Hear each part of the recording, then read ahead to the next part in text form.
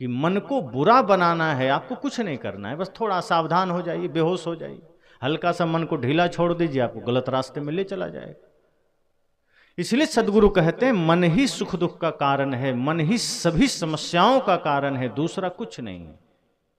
इसलिए बहुत से लोग तो ये जानते ही नहीं कि मन में दुख भी है।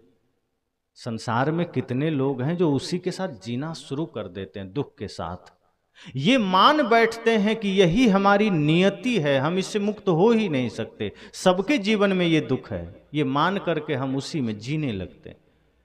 पर जब कभी गुरु का सानिध्य मिलता है, संत का सत्संग मिलता है, तब पता चलता है कि नहीं, धरती पर हर इंसान सुख पा सकता है, सबके नसीब में सुख है, सबके मूल में सुख पाने का उपाय है, अवसर है। लेकिन हम संसार के प्रपंचों में इतना गहरे उतर जाते हैं कि हमें सुख का आभास भी नहीं होता। हजारों साल के गुफा में किसी को बंद कर दिया जाए भयंकर अंधेरे में, तो उस आदमी को ये लगता है कि अब हमारे जीवन में कभी प्रकाश नहीं आएगा, हम तो इसी अंधेरे में जिएंगे, और वो उसी के साथ अभ्यास कर लेता है जीने का। लेकिन गलती से कहीं सूरज की रोशनी पड़ गई, तब थोड़ा सा उम्मीद जगता है कि नहीं, लगता है हम बाहर के उजाले को भी देख सकेंगे। किसी किसी आदमी को जेल में रहना पड़ता है, अगर उसे आजीवन कारावास हो गया तो धीरे धीरे वो मन को समझा लेता है कि अब जेल में ही रहना है। धीरे धीरे वो जेल को ही घर समझने लगता है, धीरे धीरे उसी हथकड़ी को, उसी सारे ग्रिल को मान लेता है कि अब इसी के साथ जीना है, उसी में वो मन को समझा लेता है। लेकिन जब कभी कोई उम्मीद की किरण जगती है, तब आभास होता है कि नहीं, इसके बाहर भी एक जगत है जहां आनंद है। यही हम सबके साथ होता है। भयंकर दुख है जीवन में, पीड़ा है जीवन में, अशांति है जीवन में, लेकिन हम इतना गहरे उस दुख में डूब चुके हैं कि अब उम्मीद ही नहीं होती कि कभी हमारे जीवन में भी उजाला आएगा, सूर्योदय होगा, सुख आएगा। इसलिए दुख के साथ समझौता कर लेते हैं, जीने लग जाते हैं। लेकिन सदगुरु कहते हैं हर आदमी के जीवन में सुख का सूर्योदय होगा, बस जरूरत है मन को निर्मल करने की, जरूरत है मन के दुख को जानने की। अब मन में दुख है, हम उसे जान ही नहीं रहे, मन में समस्या है, हम जानते ही नहीं है, तो जानना पड़ेगा, समझना पड़ेगा कि सारी समस्याओं का कारण हमारा मन है, कोई पड़ोसी कारण नहीं है, कोई माता पिता कारण नहीं है, कोई मित्र कारण नहीं है, हम दूसरे को कारण मान लेते हैं। आप कई बार देखिए, कई आदमी क्रोध कर देता है, फिर बाद में क्या कहता है, क्या करें, हम क्रोध करना तो नहीं चाहते थे, पर सामने वाले के वजह से करना पड़ गया, मित्र के वजह से क्रोध आ गया, पुत्र के वजह से क्रोध आ गया, पिता के वजह से क्रोध आ गया। किसी न किसी पर अपनी जिम्मेदारी सौंप देता है कि किसी और के वजह से क्रोध आ गया। अब जरा सोचिए, किसी और के वजह से क्रोध कैसे आ गया? मान लीजिए हमारे भीतर क्रोध है ही नहीं, तो सामने वाला कितना भी प्रयास करे, क्रोध आएगा क्या? जब क्रोध है भीतर, तभी तो किसी न किसी कारण से क्रोध आएगा। तो सामने वाला तो प्रयास करेगा ही, संसार तो प्रयास करेगा ही कि आपको परेशान करे, आपको उद्वेगित करे, पर आपकी साधना, आपकी भक्ति, आपका भजन क्या कहां चला गया? ये भजन कब काम आएगा? ये प्रेम कब काम आएगा? ये आपकी साधना, आपकी भक्ति कब काम आएगी? अब से सीमा पर युद्ध छिड़ जाए, पाकिस्तान की तरफ से हमला हो जाए और सैनिक कहें हमारा हथियार तो दिल्ली में रखा है, अब क्या करें? अब जब युद्ध नहीं छिड़ा था तब हथियार लेके सब घूम रहे थे, दिखा रहे थे, और युद्ध छिड़ गया तो हथियार पता चला क्वार्टर में रखा है, दिल्ली में रखा है, तो हार हो जाएगी ना। बाकी समय भले छिपा के रखिए, लेकिन युद्ध के समय अगर हथियार सामने है तो आप युद्ध जीत सकते हैं। तो जब प्रतिकूलता नहीं थी, जब सामने से कोई विषम परिस्थिति नहीं आई थी, तब हम प्रेम भक्ति का गुणगान कर रहे थे, भजन गा रहे थे, लेकिन जैसे ही सामने से किसी ने गाली दिया, हम तुरंत प्रेम श्रद्धा भक्ति को बगल रख देते हैं कि ये तो खत्म, इसका काम नहीं। अब हम भी वही क्रोध का हथियार उठा लेते हैं। तो कोई क्या मतलब हुआ सत्संग सुनने का? जिस वक्त प्रेम की आवश्यकता है उस वक्त प्रेम को धारण तो करिए। जब कोई गाली दे तो आपके भीतर से प्रेम के शब्द निकले, जब कोई क्रोध करे आपके भीतर से करुणा प्रेम के निर्मल मीठे शब्द निकले, जब कोई हमला करे उस वक्त अस्त्र चलाइए, ज्ञान का अस्त्र चलाइए, प्रेम का अस्त्र चलाइए। लेकिन उसी समय हम हार मान लेते हैं, उसी समय हम अपना अस्त्र समर्पित कर देते हैं। सद्गुरु कहते हैं इसीलिए जीवन में दुख है, और इस दुख का कारण कोई दूसरा नहीं है। जो ज्ञान, जो भक्ति, जो वैराग्य की शिक्षा हम संत सत्संग से पाते हैं, अगर यह जीवन में बना रहे तो कभी दुख नहीं आएगा।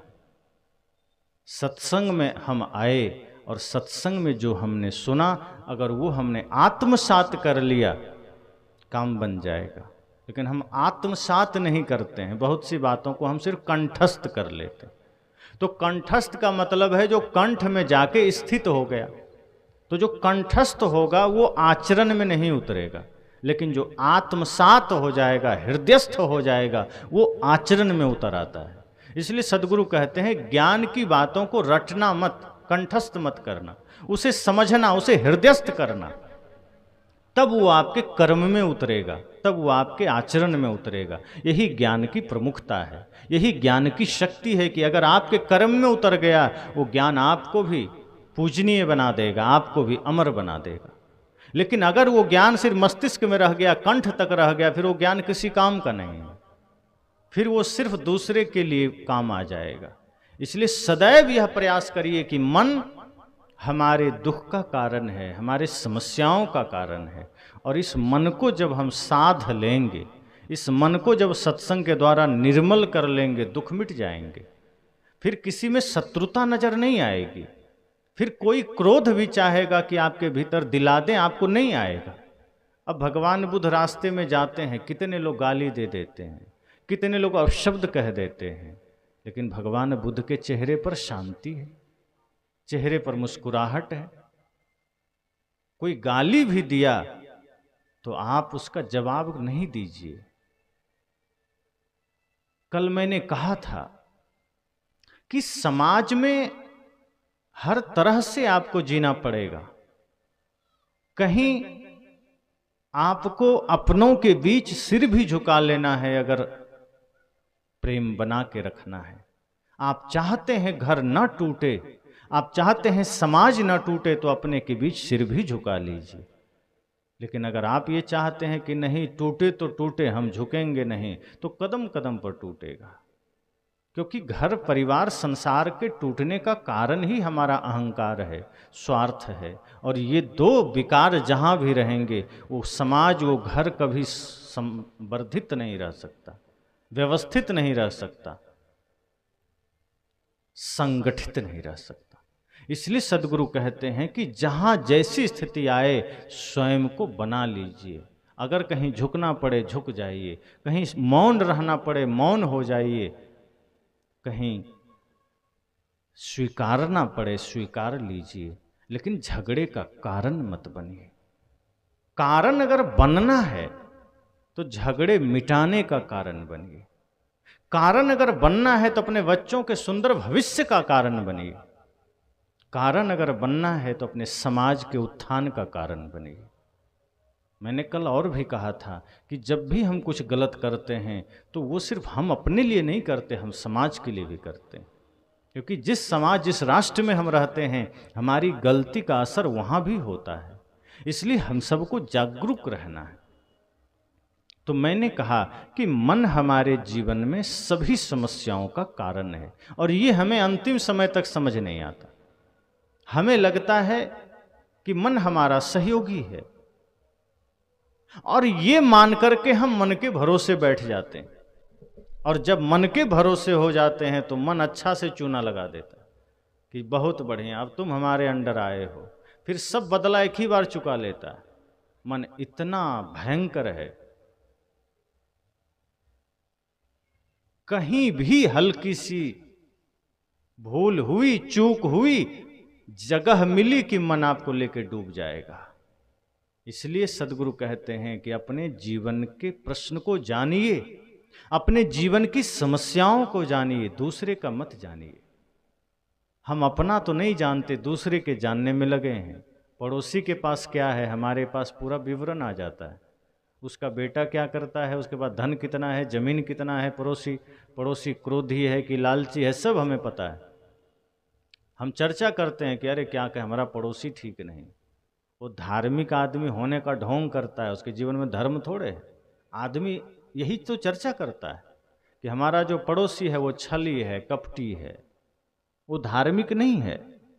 सद्गुरु कहते हैं आपको आपके पड़ोसी का लेखा जोखा पता है, आपको आपके मन का पता है क्या, कि आपका मन कितना कचड़ा में है। पड़ोसी के मन में क्या है ये जान भी लेंगे तो क्या हो जाएगा। अगर आपको पता ही चल गया कि पड़ोसी चोर है तो आपको क्या नुकसान और क्या लाभ। लेकिन आपका मन चोर है ये पता चल गया तो आप उसे ठीक कर सकते हैं।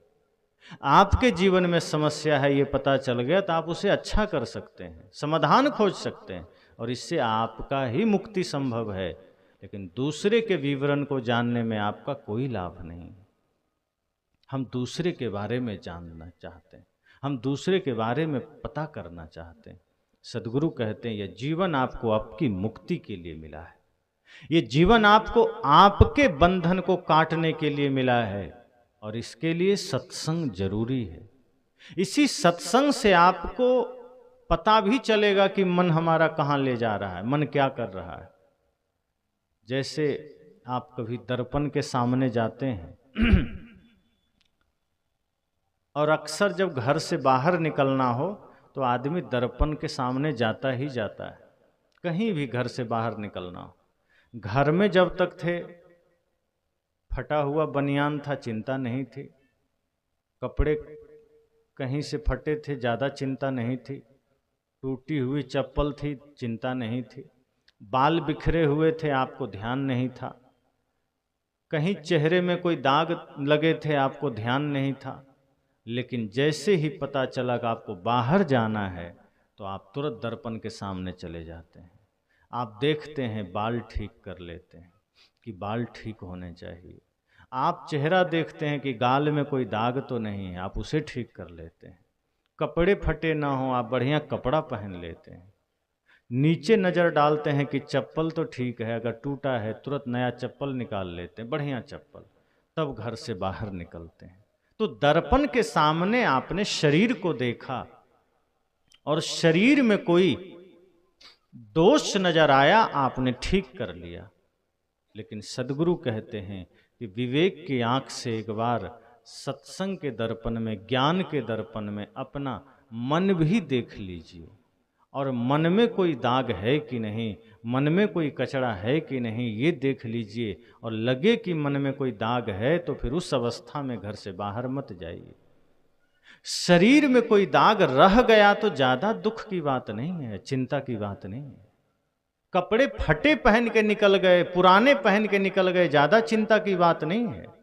चप्पल पुरानी है, कोई चिंता की बात नहीं। लेकिन मन अगर गंदा है और गंदा मन के साथ बाहर चले गए तो कहीं ना कहीं विवाद करके आएंगे, कहीं ना कहीं झगड़ा करके आएंगे, कहीं ना कहीं कोई समस्या खड़ी करके आएंगे। सद्गुरु कहते हैं इसलिए घर से बाहर निकलिए तो बाहर के दर्पण में चेहरा देखिए, न देखिए कोई बड़ी बात नहीं, लेकिन एक बार ज्ञान के दर्पण में अपने चित्त को जरूर देखिए कि हमारे मन में कोई दाग तो नहीं, मन में कोई धब्बा तो नहीं।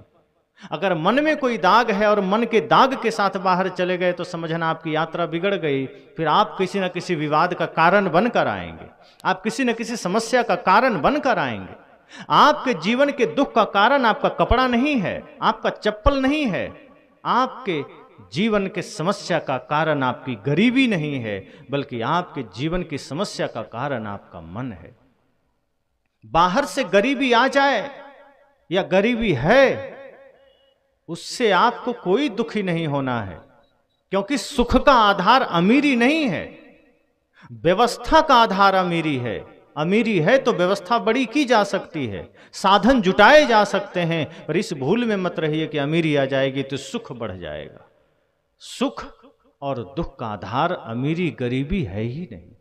अगर ऐसा होता तो आज सबसे ज्यादा सुख अंबानी के पास होता, अडानी के पास होता, या जिनके पास धन है वो खरीद के रख लेते, सुख की व्यवस्था कर लेते।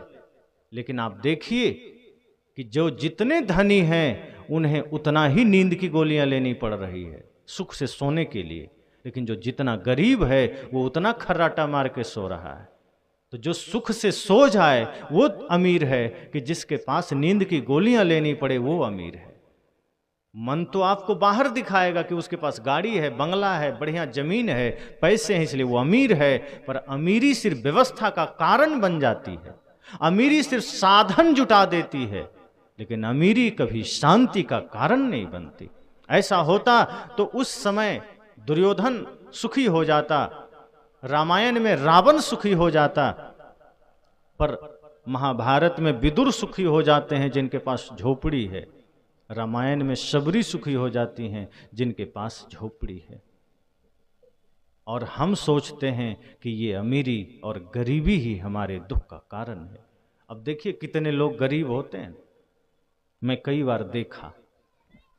तो लोग को जब मैं कहता हूं कि कभी सत्संग करा लिया करो, तो कई लोग कहते हैं गुरुजी क्या करें, हम बड़े गरीब आदमी हैं हम सत्संग कहाँ से कराएंगे, हमारे पास खाने भर का पैसा है। लेकिन वो आदमी रोज शराब पीता है, तब मैं पूछता हूं कि ये शराब पीने में गरीबी बाधक नहीं बनी? रोज 100 रुपए का शराब पी रहे हो तब गरीबी नहीं आई, लेकिन सत्संग करने में गरीबी आ गई। बच्चे को बढ़िया स्कूल में पढ़ाओ, आदमी कहता है गरीब हैं, लेकिन गांजा पीने में, दारू पीने में, गुटखा खाने में कोई गरीबी नहीं बाधक बनती, वो सबको जुट जाता है। एक सामान्य रिक्शा चलाने वाले को भी आप देखिए, वो मुंह में हमेशा कचरा भरे रहता है। कई बार मैं सोचता हूँ ये मुख है कि कूड़ादान है, जब देखो तब कुछ न कुछ ठूसे रहता है। नगर पंचायत में मिलता है कचरा पेटी, हरा और नीला, किसी में गीला कचरा डालें, किसी में सूखा डालें, आदमी तो दोनों एक ही में डाल रहा है। अब इसका कौन सा भयंकर कचरा दान है? अब आदमी मुंह को ही कूड़ादान बना लिया, जो आया डाले जा रहा है। अब जब मुख में आप कचरा डालेंगे तब गरीबी नहीं आई, शराब पिएंगे तब गरीबी नहीं आई, लेकिन भजन करना है तो गरीबी बाधक बन रही है, बच्चे को पढ़ाना है तो गरीबी बाधक बन रही है। एक आदमी से मैंने कहा कि दूध पिया करो, उसने कहा गरीब आदमी कहाँ से दूध पिएंगे। उसके बगल में एक आदमी था, कहा रोज मांस खाता है। मैं कहा तब दूध से सस्ता है या महंगा? तब सिर झुका लिया, कहा गुरुजी दूध से बहुत महंगा है। मैं कहा दूध पीने में गरीबी दिख गई, मांस खाने में अमीरी आ गई। ये मन की गरीबी है। अगर आदमी चाह ले तो अपने जीवन में फिजूल खर्ची और अनावश्यक जो कार्य हैं वो छोड़ करके वो अमीर हो सकता है, मन से भी तन से भी। हम गरीब बने बैठे हैं अपनी मूर्खता के कारण, और हमें लगता है कि हमारे पास धन आ जाएगा हम सुखी हो जाएंगे।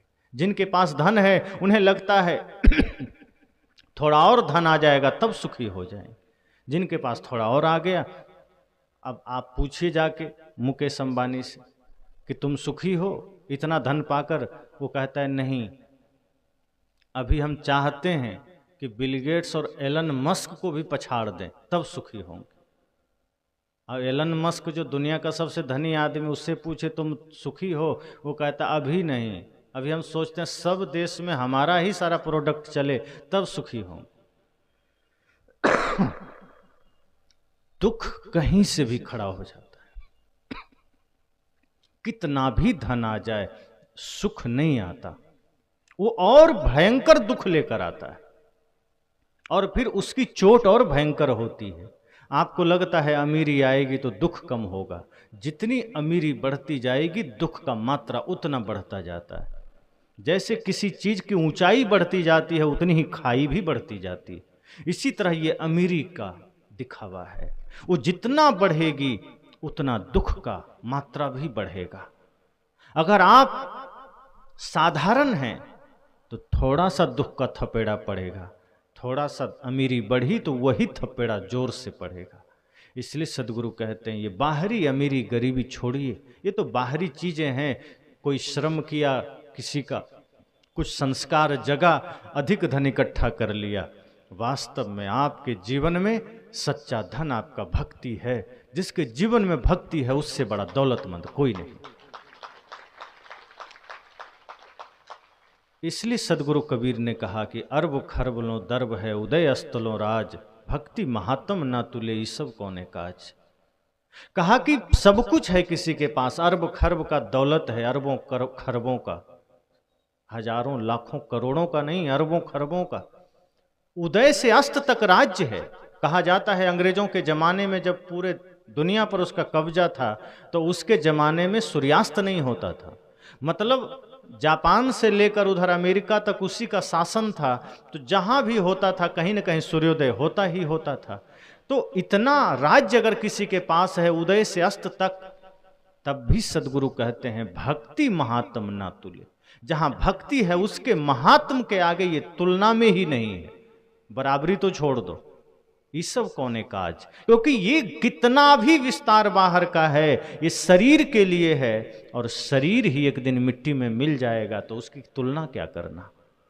जो धन साथ ही नहीं जा सकता उसको गिनती में क्या लाना। अगर बाहर का धन साथ जाता, धन सोना चांदी से कोई धनिक हो जाता, हीरे जवाहरात से कोई धनिक हो जाता, तो मीराबाई राजमहल में रहते हुए ही कह देती पायो जी मैंने सोना चांदी हीरा पायो। लेकिन जब तक वो सोने के बीच में, हीरा के बीच में बैठी रही, रेशमी वस्त्र शरीर पर पहनी रही, तब तक तो कुछ नहीं बोला। लेकिन जब गृह त्याग दिया, धन का त्याग कर दिया, सोना चांदी हीरे जवाहरात का त्याग कर दिया, शरीर पर फकीरी वेश पहन लिया, और जब गुरु की शरण में चली गई, तब कहा पायो जी मैंने राम रतन धन पायो। वस्तु अमोलक दी मेरे सतगुरु कृपा करी अपनायो। कहा अब मैंने पाया है। जब संसार का त्याग कर दिया, बाहर के धन का त्याग कर दिया, बाहर के धन का त्याग का मतलब है उसके प्रति जो आसक्ति है मैंने उसका त्याग कर दिया, शरीर के प्रति जो मोह है मैंने उसका त्याग कर दिया। अब शरीर रहे चाहे जाए मुझे कोई फर्क नहीं पड़ता। और तब लगा कि अब मैंने राम का धन, प्रेम का धन, शांति का धन पा लिया है, गुरु के ज्ञान का धन मैंने पा लिया है। और ये ऐसा धन है जिसके लिए उन्होंने कहा खर्चे नहीं कोई चोर न लूटे। कहा बाहर का धन तो कोई बांट लेगा। सहारा कंपनी के जो मालिक थे, जब वो मरे तो बेटा यूरोप से नहीं आया देखने ये धन की स्थिति। कितना भी धन आप बटोर लिए, बच्चे को धन के पीछे लगा दिए, पर अंतिम दुर्गति इतनी भयंकर हुई कि अपना बेटा भी अंतिम क्रिया में नहीं आया। ये बाहरी धन का कमाल है। लेकिन जिसने भीतर का भी धन कमाया है, जिसने भीतर प्रेम का धन कमाया है, भक्ति का धन कमाया है, फिर उसके लिए पूरा संसार खड़ा हो जाता है, उसके लिए शांति ही शांति है। इसलिए कहते हैं बाहर का धन तो बांट लेंगे लोग, बेटा बांट लेगा, परिवार बांट लेगा, नहीं तो कोई लूट लेगा। यही तो हो सकता है, या लूट लेगा या कोई बांट लेगा, या आप ही कहीं ना कहीं जुआ तुआ में लगा देंगे। आदमी जुआ खेल खेल के अपनी संपत्ति लगा देता है, लुटा दिया, बर्बाद कर दिया। पर मीराबाई क्या कहती हैं, ये बाहर का धन नहीं है। और जिसने ज्ञान भक्ति प्रेम का धन पा लिया, खर्चे नहीं कोई चोर न लूटे। आपके पास 100 रुपया है, आप किसी को 1 रुपया देंगे तो 1 रुपया कम हो गया, अब 99 बचा। लेकिन अगर प्रेम का धन आपके जीवन में है, आपने किसी को प्रेम दे दिया, तो क्या प्रेम घट जाएगा? वो जितना देंगे वो उतना गुना मल्टीप्लाई हो जाएगा, बढ़ जाएगा। तो प्रेम बांटने से बढ़ता है, भक्ति करने से बढ़ती है, सत्य में जीने से सत्य बढ़ता है, अहिंसा का पालन करने से अहिंसा में वृद्धि होती है। तो जो ये धन है, अगर ये अपने धारण कर लिया, भक्ति का, प्रेम का, सत्य का, अहिंसा का धन, ये कभी घटता नहीं है, न इसे कोई लूटता है, न इसमें कोई कमी आती है। दिन दिन बढ़त सबायो, पायो जी मैंने राम रतन धन पायो। ये बढ़ता ही जाएगा। और ये ऐसा है कि ये सभी जगत को प्रकाशित कर सकता है। इसलिए सद्गुरु कहते हैं कि यह धन जीवन में जरूरी है, यही जरूरी है। बाहरी धन तो शरीर की व्यवस्था के लिए है, उतना ही कमाइए, अधिक कमाइए तो खाइए भी खिलाइए भी। आपका धन भी धर्म का कारण बन जाए, आपका बल भी किसी असहाय का कारण बन जाए, किसी निर्बल का बल बन सके, आपका धन किसी निर्धन का धन बन सके। लेकिन हमारा धन आज पाप का कारण बनता है। आदमी के पास धन है तो जुआ खेलने में लगा है, मांस मछली खाने में लगा है, हिंसा करवाने में लगा है, छल प्रपंच करने में लगा है, किसी का घर तोड़ने में लगा है। सद्गुरु कहते हैं अगर आपके पास धन है और ज्यादा मात्रा में है तो वो धन भी आप धर्म में प्रयोग करिए, किसी निर्धन का धन बन जाइए, किसी निर्बल का बल बन जाइए, किसी लाचार का सहायक बन जाइए। अगर आपके जीवन में कोई सामर्थ्य आपने पाया है, उस सामर्थ्य पर गुरूर बस मत करिए, घमंड मत करिए, वरना सामर्थ्य तो रावण का भी नहीं टिका, गुरूर तो उसका भी खत्म हुआ। इसलिए अगर बाहर कुछ है वो घमंड के लायक नहीं है, बल्कि ये सोचिए कि नियति ने और आपकी मेहनत ने आपको एक मौका दिया है, एक अवसर दिया है कि आप जगत की सेवा कर सके। अगर कोई द्वार पर कुछ मांगने आ जाए तो खुश हो जाइए कि मैं देने वालों में हूं, इसलिए मेरे पास कोई याचक आया है। ये मेरा सौभाग्य है कि किसी के जीवन का मैं काम आ जाऊंगा, किसी के जीवन के दुख का मैं निवारण कर सकूंगा। ये कभी दुख मत करिए अपने मन में कि मेरे पास कोई क्यों आया। ये सोचिए कि आपको देने वालों में आपका सामर्थ्य आया है। इसलिए सदैव स्वयं को ऐसा बनाइए कि ज्ञान हो, धन हो, बाहर का धन हो, भीतर का धन हो, ये सदैव सेवा में लगता रहे। अर्जन करिए, विसर्जन भी करिए। अगर तालाब में जल जमा रह जाए तो वो तालाब दूषित हो जाता है। कुआं का जल बहुत दिनों तक न निकाला जाए तो दुर्गंध आने लगती है। इसी तरह जब हम धन बटोर बटोर के इकट्ठा करते हैं, वो धन दूषित हो जाता है, फिर वो हमें छल के रास्ते पर ले जाता है, फिर वो धन हमें पाप के रास्ते पर ले जाता है, फिर वो धन हमें जुए के अड्डे पर ले जाता है, फिर वो धन हमें हिंसा के मार्ग पर ले जाता है, और तब फिर हमारे हाथ में कुछ भी नहीं होता। फिर वो धन जो अब पाप का कारण बन गया, बहुत होने के बाद भी हम हिंसा, चोरी, नशा, झूठ, व्यभिचार, जुआ में लग जाते हैं। इसलिए सद्गुरु कहते हैं सामर्थ्य है तो उसका सदुपयोग करिए, मनुष्य शरीर का सदुपयोग करिए, दुरुपयोग मत करिए। गोस्वामी जी तो कहते हैं बड़े भाग्य मानुष तन पावा, सुर दुर्लभ सदग्रंथ ही गावा, कि बड़े भाग्य से मनुष्य शरीर मिला है। तो बड़े भाग्य इसमें थोड़े है कि नशा कर रहे हैं। अगर कोई आदमी नशा कर रहा है, दुर्व्यसन कर रहा है, माता पिता को गाली दे रहा है, धर्म का अपमान कर रहा है, तो उसके लिए शब्द ठीक नहीं है कि बड़े भाग्य से मनुष्य शरीर मिला। जिस शरीर से पाप हो रहे हैं वो शरीर तो दुर्भाग्य से मिला है। तब हम नहीं कह सकते कि बड़े भाग्य मानुष तन पावा, तब यही कहना होगा बड़े दुर्भाग्य से मनुष्य तन पावा। क्यों? क्योंकि हम छल कर रहे हैं, क्योंकि हम पाप कर रहे हैं, क्योंकि हम माता पिता का दिल दुखा रहे हैं, क्योंकि हम पड़ोसी के साथ दुर्व्यवहार कर रहे हैं, क्योंकि हम गलत मार्ग पर जा रहे हैं, जुआ खेल रहे हैं। बड़े भाग्य उसी के लिए कहा गया जिसने अपने जीवन को प्रेम के मार्ग पर लगा दिया, वैराग्य के मार्ग पर लगा दिया, परमार्थ के मार्ग पर लगा दिया, जिसने त्याग के मार्ग पर लगा दिया, सेवा के मार्ग पर लगा दिया। जिसका जीवन सेवा में लग गया, परमार्थ में लग गया, समझ जाइए उसी के जीवन के लिए कहा गया कि बड़े भाग्य मानुष्य तन पावा। और ऐसा मनुष्य जीवन पाने के लिए फिर देवता भी तरसते हैं, वरना चोर होने के लिए देवता तरसेंगे? चोर बनने के लिए देवता को उत्सुकता थोड़े है, जुआरी बनने के लिए थोड़े देवता तरसेंगे, हिंसक बनने के लिए थोड़े देवता तरसेंगे। देवता कब तरसते हैं? भक्त प्रहलाद जैसा बनने के लिए, सुदामा जैसा बनने के लिए, मीराबाई की तरह बनने के लिए, भगत सिंह की तरह बनने के लिए, श्रवण कुमार की तरह बनने के लिए। इन लोगों के जीवन को देख करके ही देवता को मन में आता होगा कि काश हम भी मनुष्य होते तो हम भी ऐसा हो जाते, हम भी देश की सेवा करते, समाज की सेवा करते। देवता को यह देखकर कभी भी नहीं होता होगा कि चलो किसी चोर को देखा, अरे वाह कितना बढ़िया चोर है, काश हम भी मनुष्य होते, हम भी चोर बनते, ऐसा थोड़े ख्याल आता हो। किसी जुआरी को देखकर देवता को नहीं लगता होगा कितना बढ़िया जुआरी है। चोर कैसा भी होगा वो चोर ही है, जुआरी कैसा भी होगा वो जुआरी ही हो, धर्मात्मा थोड़े हो जाएगा। तो अगर कहा गया बड़े भाग्य मानुष तन पावा, इसका मतलब है कि उस मनुष्य जीवन में अच्छे कर्म होने चाहिए, अच्छे विचार होने चाहिए, संसार के लिए कल्याण का भाव होना चाहिए। वरना अगर ऐसा नहीं किए तो एक दिन शरीर तो छूट ही जाना है। किसका रहा है? हमें लगता है सब जाएंगे, हमें तो यहीं रहना है, हम यहीं कुंडली मार कर बैठेंगे, पर कब मृत्यु आकर कान पकड़े कहे चलो तेरा समय हो गया, पता भी नहीं चलेगा। और जब जाने का समय आता है तो मृत्यु मोहलत भी नहीं देती, वो उम्र भी नहीं देखती कि बूढ़ा होगे तभी ले जाएंगे। कभी कभी जवानी में उठा लेती है मृत्यु, कभी कभी बचपने में उठा लेती है।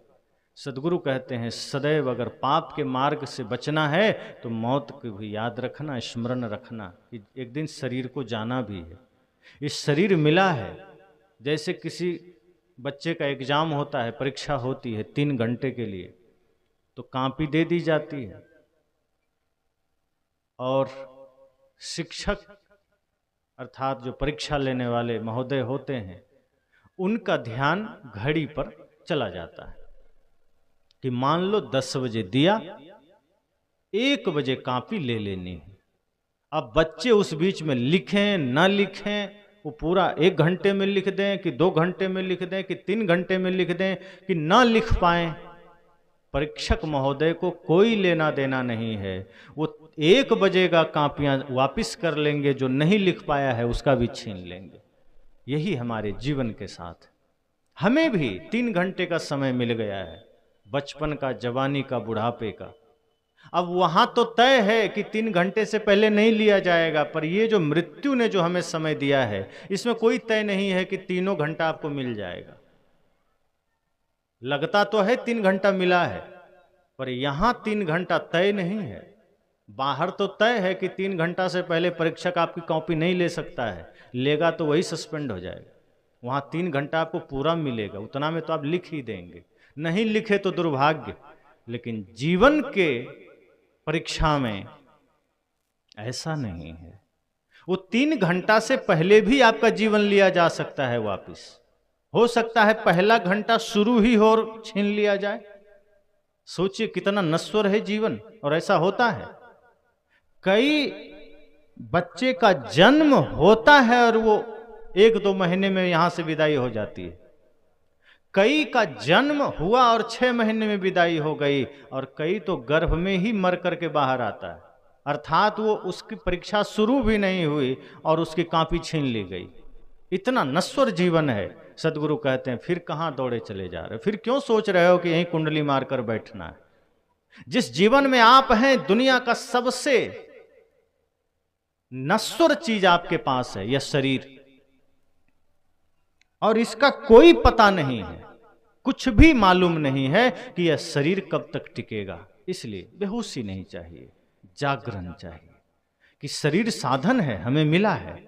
ये मत सोचिए कि कल भजन कर लेंगे, कल सत्संग कर लेंगे, कि कल ध्यान कर लेंगे ना। अगर ऐसा सोच लिए तो जीवन खो जाएगा।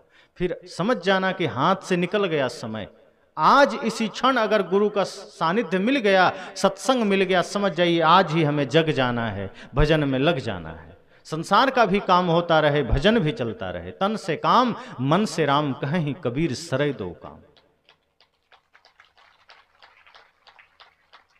और यदि आज आप जगे, आज होश में आए, तो समझना शरीर भी आपका ठीक ठाक रहेगा जब तक आप रहेंगे, जब तक आपका काम पूरा नहीं होगा और आपका अपना काम भी हो जाएगा।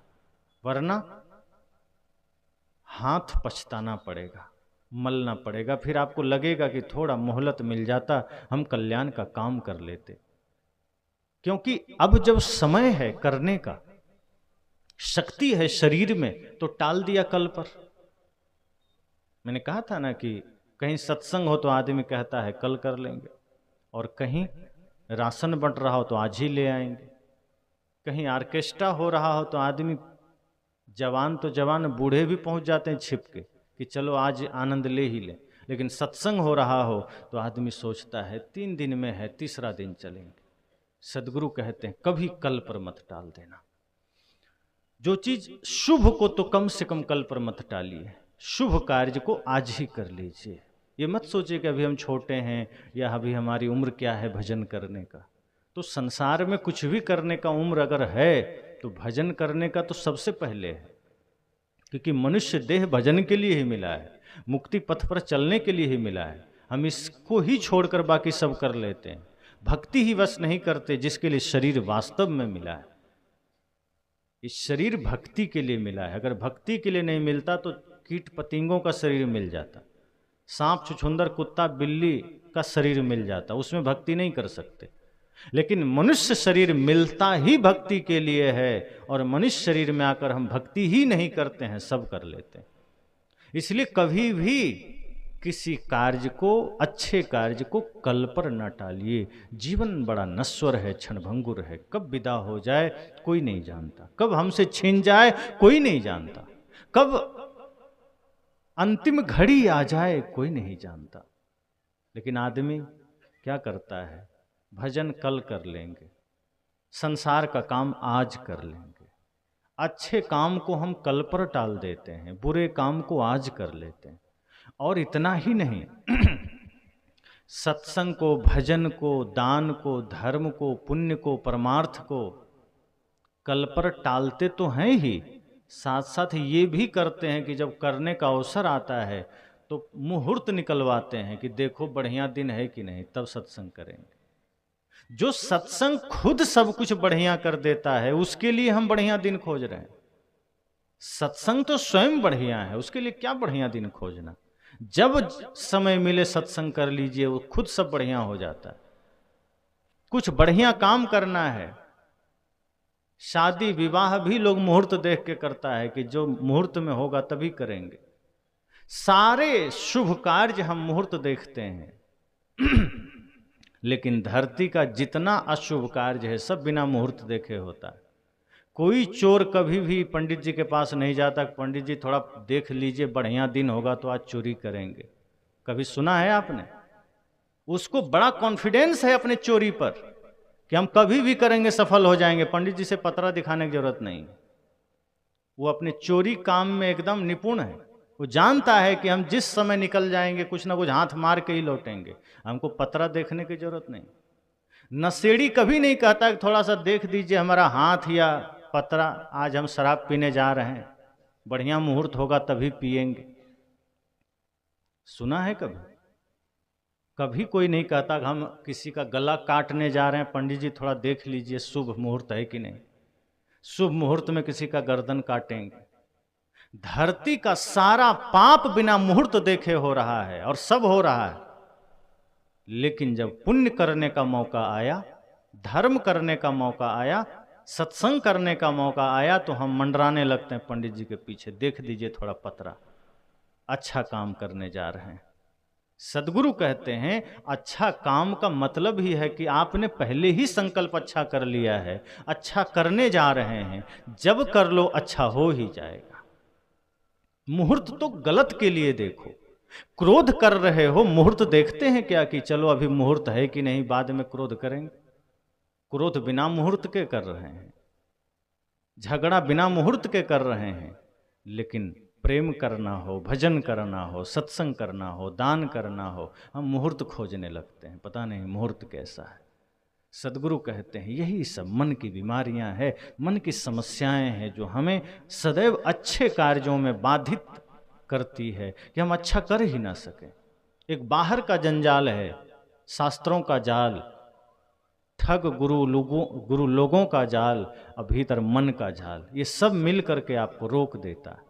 एक ही चीज धारण करिए कि अगर आपके पास सही संकल्प है, सही लक्ष्य है और राष्ट्र सेवा का भाव है, आप 12 बजे रात में भी खड़े होकर निकल जाइए, आप सफल हो जाएंगे।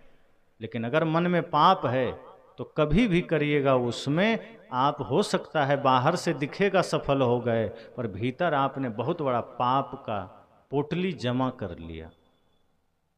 अच्छे कार्यों के लिए सोचने की जरूरत नहीं है। जब क्रोध करने का मन करे तब सोच लीजिए कि अभी मुहूर्त नहीं है, कल कर लेंगे। लेकिन मीठा बोलना हो, सत्संग करना हो, कभी मत सोचिए कि कल करेंगे, आज करेंगे। और सत्संग तो अकेले में भी हो जाता है। जब आप गुरु के वाणी को स्मरण करते हैं, जब गुरु के शब्दों को याद करते हैं, जिस वक्त उनके आदर्शों को स्मरण करते हैं, उसी क्षण सत्संग हो गया। सत्संग तो आपके बढ़िया चिंतन से हो जाता है। सत्संग में बैठने से ही सत्संग होता है ऐसी बात नहीं है। बहुत लोग सत्संग में बैठे होते हैं, कितने लोग तो सत्संग में बैठते हैं पर सत्संग में होते ही नहीं, उसका मन घर में होता है। इसका मतलब वो सत्संग में हैं लेकिन सत्संग कर नहीं पाए।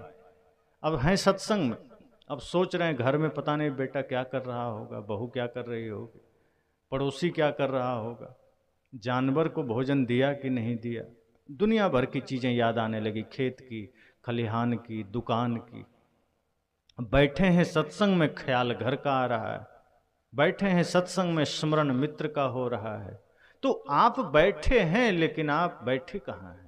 शरीर आकर बैठ गया, मन कहीं और लगा है। और जब मन कहीं और लगा है तो आप यहां मौजूद ही नहीं। सत्संग तो कहीं भी हो सकता है और सत्संग में होकर भी सत्संग नहीं हो सकता। अकेले भी हैं और अगर गुरु वचनों का ध्यान है, गुरु के ज्ञान का स्मरण है, तो बाजार में भी सत्संग चल रहा है। और यदि सत्संग स्थल में बैठ के भी दुनियादारी का चिंतन चल रहा है तो अब नहीं है सत्संग में। इसलिए जब भी मौका मिले सत्संग करिए। इस सत्संग समझ लीजिए पावर हाउस है, आपको रिचार्ज करेगा, आपके भीतर धर्म, सत्य, अहिंसा, प्रेम, करुणा की प्रकाश भरेगा, ऊर्जा भरेगी।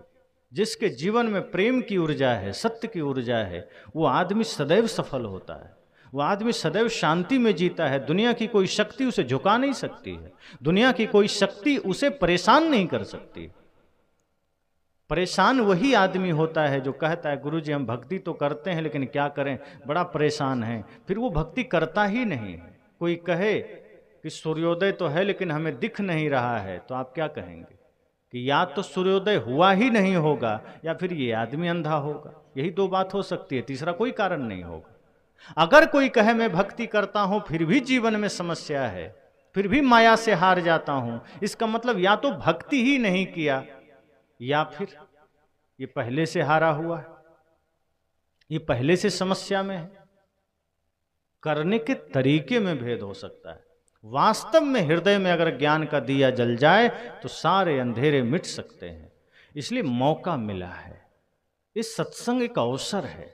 कल पर मत टालिए कि चलो उम्र पड़ी है, उम्र का पता नहीं कितना पड़ी है नहीं पड़ी है, कोई नहीं जानता। ये नश्वर जीवन है, क्षणभंगुर जीवन है, कब कौन किससे बिछुड़ जाए कोई नहीं जानता। हंसता हुआ जीवन कब विराम हो जाए कोई नहीं जानता।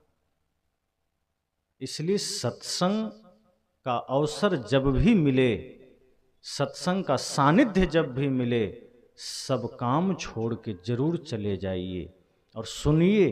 दो ही बात सुनिए, उसको जीवन में उतारिए। कोई जरूरी नहीं कि हम 5 घंटे सुनेंगे तो ही जीवन बदलेगा। जीवन अगर बदलना हो तो एक शब्द गुरुदेव का ताका अनंत विचार, एक शब्द भी अगर हमने ठीक से सुन लिया तो जीवन बदल सकता है। और इतिहास उठाकर देखिए, अधिकांश लोगों का जीवन एक घटना, एक शब्द से ही बदला है। जो हम याद करते हैं रत्नाकर का, जो वाल्मीकि हुए बाद में, एक घटना से जीवन बदल गया। सप्तऋषि या नारद जी की बात आती है कि उनसे उनकी मुलाकात हुई, लूटना चाह रहा था लेकिन उन्होंने ज्ञान के द्वारा उसके भीतर के सत्य को जगा दिया कि जिसके लिए तुम पाप कर रहे हो कोई पाप का भागी नहीं बनेगा, सारे पाप के दंड तुम्हें ही भुगतने पड़ेंगे। रत्नाकर को लगा कि हम पत्नी के लिए कर रहे हैं, माँ बाप के लिए कर रहे हैं, वो लोग भी पाप बांट लेंगे। लेकिन जब वो पूछने गया तो सबने कह दिया कि तुम कैसे कमाता है, कहाँ से लाता है, हमें क्या लेना देना, तुम्हारा कमाई तुम जानो, हम तो सिर्फ खा रहे हैं। पत्नी ने भी यही कहा कि हम भोजन बना रहे हैं, भोजन बनाते समय मेरी उंगली जल गई है, तुम्हें पीड़ा हो रही है क्या? रत्नाकर ने कहा, नहीं, तुम्हारी उंगली जली है, हमें पीड़ा कैसे होगी, बस उत्तर ले लो, यही उत्तर है कि तुम कर्म कर रहे हो, उसका फल तुम्हें भुगतना है, हमें उससे क्या। भोजन बनाने में मेरी उंगली जली है, मुझे उसका पीड़ा का आभास है, तुम्हें नहीं हुआ, समझ जाओ कि तुम पाप कर रहे हो, उसका फल तुम्हें मिलेगा, हमें क्या, हमने थोड़े कहा तुम चोरी करो। जाग गया, एक घटना से जाग गया। खुद सिद्धार्थ गौतम बुद्ध का जीवन 4 घटनाओं से जाग गया। बीमार को, बूढ़े को, मृत को देखा, संत को देखा, जीवन बदल गया। अंगुलीमाल का जीवन बुद्ध से मिलकर बदल गया। राजा भर्तृहरि का जीवन बदल गया। ऐसे कितने लोग हैं, हम लोगों से मिलकर कितने लोग का जीवन बदल गया, एक घटना, एक शब्द से। और जिसको नहीं बदलना है वो जीवन भर सुनते रहता है, फिर भी नहीं बदलता। वो महीनों सत्संग सुनता है, नशा नहीं छूटती। तो जब बदलना हो तो कोई जरूरी नहीं कि बरसों सुना जाए, बदलने के लिए तो एक क्षण का सत्संग भी पर्याप्त है। एक घड़ी आधी घड़ी, आधी में पुण्य याद, कबीर संगत साधु की कटे कोटि अपराध। एक क्षण का भी सत्संग अगर ठीक से सुन लिया जीवन में, ठीक से, ऐसा नहीं कि हाँ गिनती के लिए कि हम 4 घंटा बैठे थे। मैंने कहा ना, शरीर बैठ जाता है, मन जल्दी नहीं बैठता। मन कहीं और दौड़ लगाते रहता है। अगर एक क्षण का भी सत्संग सही से सुन लिया तो जीवन में उजाला आ सकता है, बदल सकता है, करोड़ों अपराध कट सकते हैं। लेकिन अगर जन्म जन्म से सुन रहे हैं और सिर्फ सुन रहे हैं, बाएं कान से सुना, दाएं तरफ से निकाल दिया, तो क्या परिवर्तन होगा, कुछ नहीं। लेकिन सुना थोड़ा ही और आचरण में उतार लिया तो परिवर्तन आएगा, जीवन बदलेगा। इसलिए मैंने कहा, कल का भरोसा नहीं है, कल पर कभी शुभ कार्यों को मत टालिए। दुख कहीं से भी एक मौका पाता है और आपके जीवन में धमक पड़ता है। इसलिए जैसे ही आप शुभ काम को कल पर टालते हैं, आपके जीवन में अंधेरा छा जाता है, आपके जीवन में अशुभ का आगमन हो जाता है, दुख का आगमन हो जाता है। इसलिए मैंने पहले ही कहा, दुख का कारण मन है, इसे आज इसी क्षण सुलझाइए। मन की समस्याओं को समझिए, मन की पीड़ा को समझिए। हर आदमी पीड़ा में है। आज हर आदमी के पास भयंकर दुख है। कई लोग तो कहते हैं मेरे जीवन में इतना दुख है कि किसी के पास नहीं होगा। इस धरती का सबसे दुखी आदमी मैं हूं। एक आदमी ने फोन किया, मुझे कहा मैं इतना दुखी हूं कि मैं आत्महत्या करना चाहता हूं। अब मैं कहा क्यों? कहा संसार से मुझे धोखा मिला। कहा संसार कभी धोखा नहीं देता, आपका मन आपको धोखा दिया है। क्योंकि मन ने आपको ये भाव जगाया कि संसार से अपेक्षा करो। जैसे पिता ने पुत्र से अपेक्षा कर लिया कि बुढ़ापे में सेवा करेगा, और बेटा बुढ़ापे में सेवा नहीं किया। अब आपने अपेक्षा किया, वो अपेक्षा आपके भीतर सुख का आभास कराया और अपेक्षा पूरी नहीं हुई, दुख होने लगा। दुख तो अपेक्षा से है।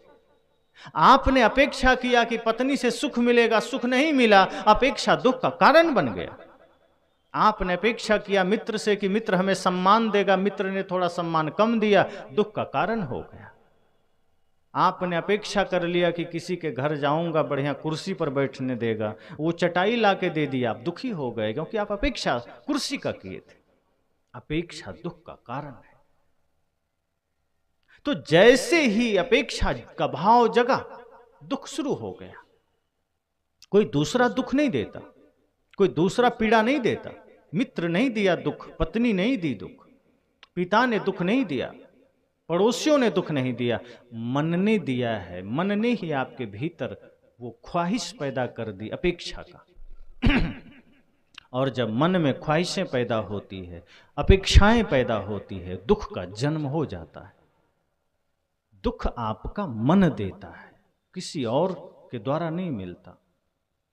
इसलिए मन को ही समझना है कि हमें अगर दुख से मुक्त होना है तो सबसे पहली बात कि मन को ध्यान के द्वारा साधना है। मन को साधना ही भजन है। पाना नहीं, जीवन को बदलना है साधना। धुएं सा जीवन मौत है, जलना है साधना।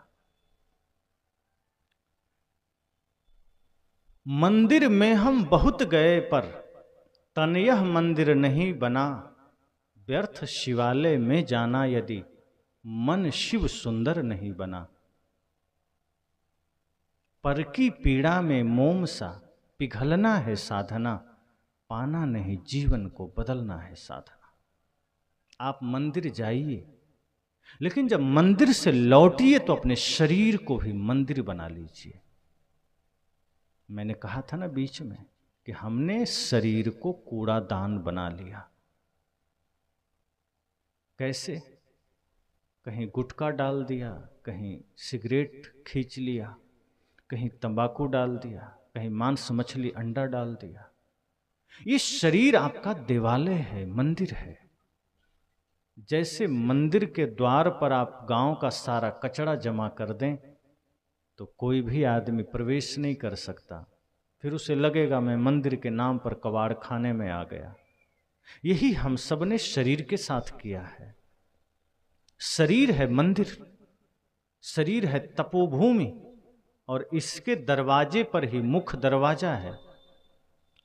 आंख, नाक, कान इस मंदिर की खिड़कियां हैं, मुख्य इस मंदिर का दरवाजा है।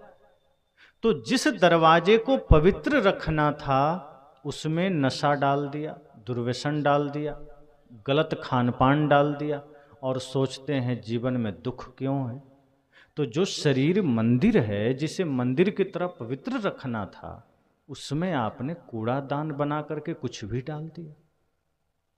तो जब खाया ही गलत सब कुछ है तो भीतर से निकलेगा कैसे अच्छा।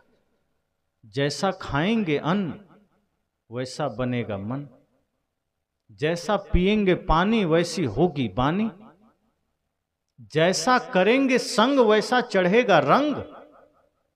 सीधी बात। इसलिए सदगुरु कहते हैं सजग रहिए, शरीर को कूड़ादान मत बनाइए, मंदिर बनाइए। ये शरीर मंदिर है। प्रकृति ने गंदा शरीर नहीं दिया था। प्रकृति ने जो शरीर दिया निर्मल दिया, पवित्र दिया। दांत मोती की तरह चमक रहे थे जब 1 साल में दांत आए तो, लेकिन गुटखा खा के, पुड़िया खा के, तम्बाकू खा के दांत को ऐसा बना लिया जैसे डामर लपेट दिया है उसमें। सड़क में जो डामर बिछाई जाती लगता है पूरा मुख में वही पेंट करवा दिया। अब ये दुर्गति अगर शरीर का रहेगा तो मुख से अच्छा कैसे निकलेगा। इसलिए मैंने कहा ये शरीर आपका साधन है, इसको भी गंदा मत करिए। इस साधन है, इसको पवित्र रखिए। और पवित्र शरीर से जब पवित्र काम करेंगे, पवित्र वचन बोलेंगे तो जीवन में सदैव शुभता रहेगी, पवित्रता रहेगी, सुख रहेगा। इसलिए सत्संग को कल पर मत टालिए, शुभ काम को कल पर मत टालिए, अच्छे काम को कल पर मत टालिए। लेकिन गलत करने का ख्याल मन में आ जाए, कुछ पाप करने का ख्याल मन में आ जाए कभी, तो उसे कल पर जरूर टाल दीजिए, आज मत करिए। किसी को गाली देने का मन करे तुरंत मत दीजिए। आप सोच लीजिए कि आज गाली नहीं देंगे, कल दे लेंगे। किसी से झूठ बोलने का मन करे, सोचिए आज नहीं कल बोल लेंगे। जब आप इस तरह संकल्प लेंगे तो मन धीरे धीरे समझने लगेगा कि हमें पाप के मार्ग पर नहीं जाना है, अन्याय के मार्ग पर नहीं जाना है, हमें भक्ति के मार्ग पर चलना है। क्योंकि भक्ति ही जीवन का आधार है। ये मनुष्य शरीर भक्ति के लिए ही मिला है और भक्ति से ही मुक्ति संभव है। संसार का सारा काम करिए, समाज में रहिए, समाज का काम करिए, राष्ट्र निर्माण का काम करिए, लेकिन ध्यान रखिए जीवन थोड़ा है और इस थोड़े से जीवन में हमें पाप नहीं कमा के जाना है, धर्म कमा के जाना है। हम जाएंगे, सबको जाना है, पर ऐसा करके जाएंगे ताकि हमारा जाना लोगों के दिलों में स्मृति बन जाए। ऐसा ना हो कि अपने ही लोग हमें भूल जाएं, फिर ऐसा जीवन किस काम का। खूब जिए, खाए पिए, धन इकट्ठा किया और मृत्यु आई, चले गए, कोई याद भी नहीं किया। दूसरे तो क्या ही याद करेंगे, घर के लोग भी भुला दिए 2 साल में, 6 महीने में। काम ऐसा करिए कि अपने तो अपने गैर भी हृदय में याद रख सकें, वो काम करिए। और वो काम सिर्फ परमार्थ हो सकता है। अपने लिए आप कुछ भी कर जाइए, संसार याद नहीं रखेगा। अगर आपने किसी भी तरह से समाज राष्ट्र निर्माण में भूमिका निभा दी है, लोगों की सेवा में अपने जीवन को लगा दिया है, माता पिता गुरु एवं राष्ट्र की सेवा में स्वयं को समर्पित कर दिया है, तो निश्चय ही आप अमर हो जाएंगे। आपके ये कर्म आपको मरने नहीं देंगे, आपके ये शुभ कर्म आपको अमर बना देंगे, और यही जीवन की उपलब्धि होगी, यही जीवन की ताकत होगी। आप रहें ना रहें, लेकिन आपके कर्म रहेंगे, और फिर आप अपने आने वाली पीढ़ियों में भी वो ज्ञान, वो आदर्श, वो संस्कार देकर जा सकेंगे। तो इसलिए मैंने कहा कि हम सब का जीवन में दुख है, हमारे जीवन में पीड़ा है, हमारे जीवन में समस्या है, लेकिन वो समस्या मन के कारण है, किसी दूसरे के कारण नहीं है। कभी भी मत सोचिए कि पिताजी के कारण दुख है, पत्नी के कारण दुख है, कभी भी मत सोचिए कि मित्र के कारण दुख है। सारे दुख मन के कारण हैं, और मन को ध्यान के द्वारा, सत्संग के द्वारा साधा जा सकता है, निर्मल किया जा सकता है, नियंत्रित किया जा सकता है। और जिसने ऐसा कर लिया वो सुखी हो गया, उसका दुख मिट गया। और जब तक हम दूसरे को कारण मानते रहेंगे अपने सुख और दुख का, तब तक कोई हमें सुखी नहीं कर सकता, कोई हमारे दुख को मिटा नहीं सकता। इसलिए अस्थाई सुख शांति चाहिए, तो जीवन में यही संकल्प लीजिए कि हम सब मुसाफिर हैं, मेहमान हैं इस धरा पर, पता नहीं कब टिकट मिल जाए जाने का। उससे पहले कुछ अच्छा कर जाना है। बने जो कुछ धर्म कर ले, यही एक साथ जाएगा। जो कुछ भी बन सके अच्छा करना है, और सदैव संकल्पित रहना है कि कुछ ना कुछ पुण्य काम जीवन में करना है। पाप तो होते ही रहते हैं जाने अनजाने में, लेकिन हम पुण्य के लिए कभी प्रयासरत नहीं होते। कभी भी हम स्वयं के लिए सोचते नहीं हैं कि अपने लिए तो हम खूब कर रहे हैं, पर हमारी सांसें, हमारा बल, हमारा धन किसी और के भी काम आ जाए। जो ऐसा सोच लिया, समझना वही तो धर्मात्मा है। कौन है धर्मात्मा? मंदिर जाने वाला धर्मात्मा नहीं है, मस्जिद जाने वाला धर्मात्मा नहीं है। धर्मात्मा वो है जो प्राणियों के भीतर परमात्मा को देख लिया, जो सबके भीतर भगवान का दर्शन कर लिया, वो धर्मात्मा है। और जिसने प्राणियों के भीतर भगवान को देख लिया, वो प्राणियों के साथ कम से कम छल तो नहीं कर पाएगा। अगर आपको किसी में परमात्मा का दर्शन हो गया तो आप उसके साथ दुर्व्यवहार नहीं कर सकते। अगर दुकानदार को अपने ग्राहक में भगवान दिखने लगे तो वो फिर ग्राहक को चूना लगाएगा क्या? फिर वो बढ़िया सामान देगा, उचित रेट पर देगा, उचित मुनाफा के साथ देगा। आज जिस तरह से देश में मिलावटबाजी का युग चल रहा है, जिस तरह छल प्रपंच भ्रष्टाचार का युग चल रहा है, भगवान के प्रसाद वाले लड्डू में चर्बी मिलाई जा रही है, सरसों के तेल में दुनिया भर की मिलावटें हो रही है, कहीं शुद्धता की कोई गारंटी नहीं। और ये कौन लोग कर रहे हैं? अपने ही देश भारत के लोग कर रहे हैं, जो कहते हैं कि हम तो उस देश में रहते हैं जो धर्म प्रधान है, हम उस देश में रहते हैं जहाँ गंगा बहती है, हम उस देश में रहते हैं जहाँ दूध दही की नदियाँ बहती है। दुर्भाग्य है, जिस देश में गंगा बहती है वहाँ लोग शराब में डुबकी लगाते हैं। जिस देश में दूध दही की नदियाँ बहती है वहाँ लोग Coca Cola, Thums Up, Pepsi पीते हैं। ये दुर्भाग्य ही तो कितना भी आप कोशिश कर लीजिए, पर आप देखिए चारों ओर भ्रष्टाचार है कि नहीं। आप दुकान में जाइए, आपको सामान सही मिलेगा, कोई गारंटी नहीं। हर चीज नकली आपको मिल रही है, कोई गारंटी नहीं। कौन कर रहा है? ये हम और आप ही तो कर रहे हैं। किस लिए? थोड़ा सा धन आ जाए, वो धन के लिए हम इतना पाप कर रहे हैं जो धन अस्थाई नहीं है। सोचिए अगर धन अस्थाई होता तो क्या करते? जो धन छूट जाने वाला है, जो शरीर छूट जाने वाला है, हम उसके लिए इतना पाप कर रहे हैं, उसके लिए इतना छल कर रहे हैं, अपनों को ही छल रहे हैं, अपने देश को ही छल रहे हैं, अपने देश से ही गद्दारी कर रहे हैं। ऐसे लोगों को क्या कहा जाए? किसी आदमी को अगर कह दिया जाए तुम्हें 1 करोड़ रुपया देंगे, अपने ही किसी शहर में बम गिराना है, बहुत से लोग तैयार हो जाएंगे। और कौन फोड़ता है बम? अपने देश में जो बम धमाके हो रहे थे पहले, या अब जो कश्मीर में हो रहे हैं, क्या वो डायरेक्ट कोई आतंकवादी घुसता है? कहीं ना कहीं देश का कोई आदमी जिम्मेदार होता है, वही पैसा लेकर के जगह बताता है, उसको सारा लोकेशन देता है कि पैसे के ही खातिर तो कर रहा है, वो जान रहा है कि मारे जाएंगे, फिर भी कर रहा है। लालच इतनी प्रबल है। तो कुछ लोगों को तो दो तरह के लालच दिया जाता है। एक तो धन मिलेगा तुम्हारे परिवार को, और तुम मर गए तो तुम्हें वहां 72 हूरें मिल जाएगी। तो इसी लालच में, वो हूरों के लालच में, जन्नत के लालच में बम फोड़ देता है। ये समस्या है हमारे जीवन की। तो लालच में हम अपनों के ही खिलाफ खड़े हो जाते हैं, अच्छे लोगों के खिलाफ खड़े हो जाते हैं। यही लालच हमारे जीवन का दुख बढ़ा देता है। इसलिए मैंने कहा कि मन का दृष्टा बनिए, मन को देखिए। मन बहुत समस्याएं लेकर आपके जीवन में आ जाता है। मन का दृष्टा बनेंगे तो पता चलेगा सारे सुख दुख, सारी समस्याएं मन के वजह से हैं।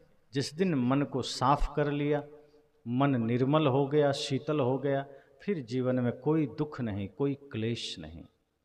और एक बात और ध्यान दीजिए, जो दुख जीवन में आते हैं, ध्यान से, सत्संग से वो दुख मिटते नहीं हैं।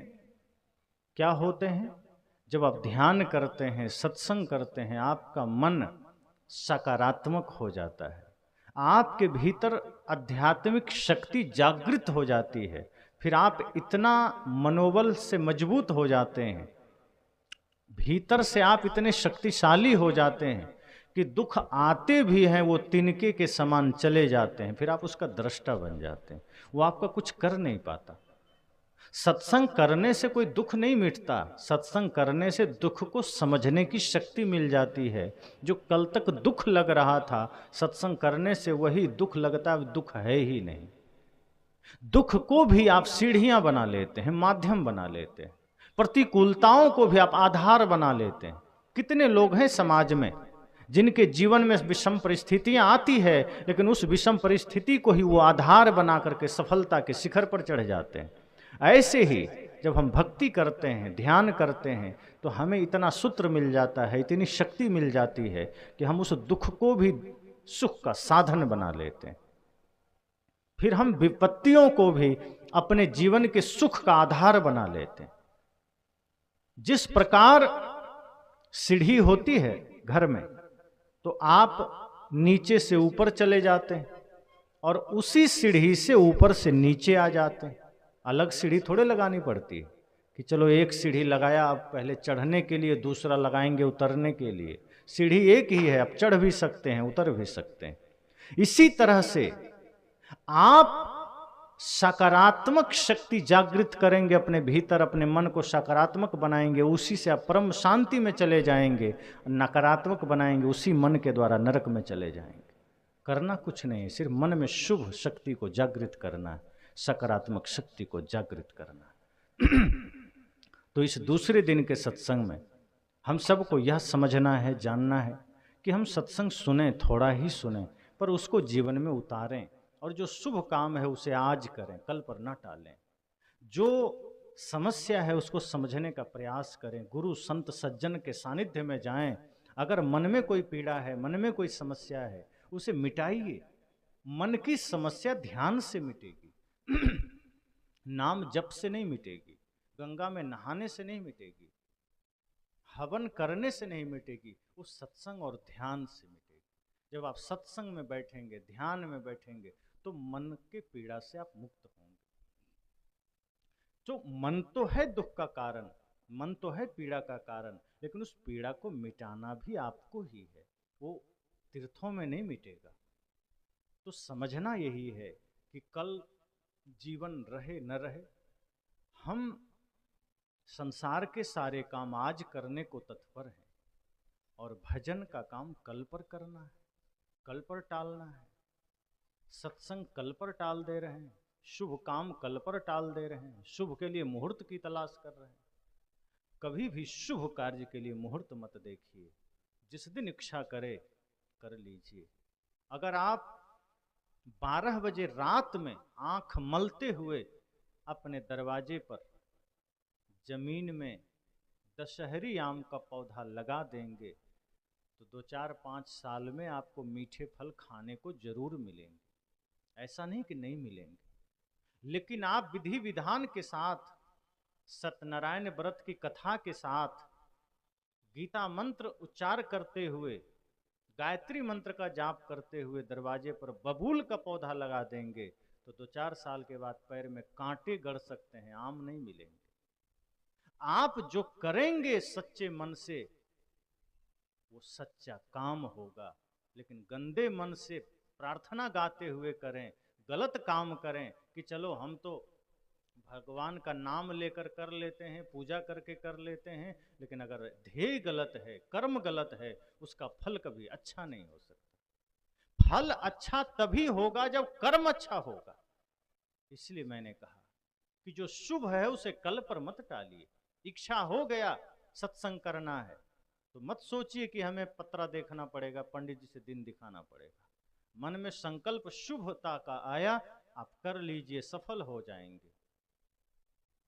क्योंकि गलत काम करने के लिए हम कभी पत्रा नहीं देखते, गलत काम करने के लिए हम कभी मुहूर्त नहीं देखते।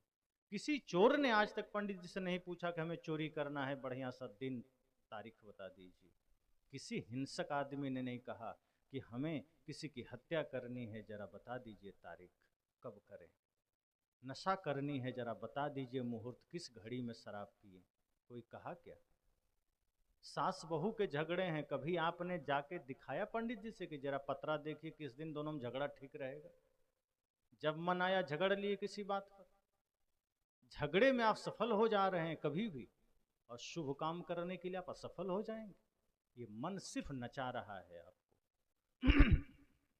जहां शुभ काम में मन आपको अड़ंगा डाले, जहां समझाने का प्रयास करे मन कि देखो कल करना, परसों करना, बाद में करना, धन की कमी है, पद की कमी है, व्यवस्था की कमी है, समझ जाइए ये मन आपको भटका रहा है। सत्संग के लिए व्यवस्था छोटी है, छोटा ही कर लीजिए। धर्म करने के लिए बहुत बड़ी व्यवस्था नहीं चाहिए, पुण्य करने के लिए बहुत बड़ी व्यवस्था नहीं चाहिए, दान करने के लिए धन ही बस हो जरूरी नहीं, मन से भी आप कर सकते हैं, तन से भी कर सकते हैं। मान लीजिए कोई निहायत ही गरीब आदमी है, खाने को अन्न नहीं है, तो क्या वो दान नहीं कर सकता? सदगुरु कहते हैं फिर प्रेम का दान करो, मीठे वचन का दान करो, शुभ संकल्पों का दान करो, सही चिंतन का दान करो। इतना तो कर सकते हो, किसी को मीठे वचन तो दे सकते हो। धन नहीं दिया कोई बात नहीं, नहीं है, चिंता ना करो, मीठे वचन दे दो, सत्य वचन दे दो, शुभ संकल्प दे दो। अगर ये दे दिया तो किसी न किसी दिन धन भी होगा तो दे दोगे, लेकिन अगर ये नहीं दिया तो फिर कुछ नहीं दिया। इसलिए जीवन में सदैव जागृत रहिए, क्योंकि बेहोशी में हम जीते हैं तो यही सारे खुराफात हमारे मन में आते हैं।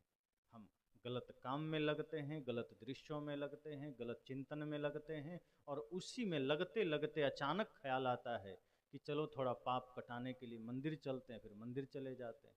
किसी ने समझा दिया, बस घर बैठे थोड़ा सा पूजा पाठ कर लेना, ये सारे पाप कट जाएंगे। मन को थोड़ा ढाढ़स मिलता है कि चलो कोई बात नहीं है, उपाय है।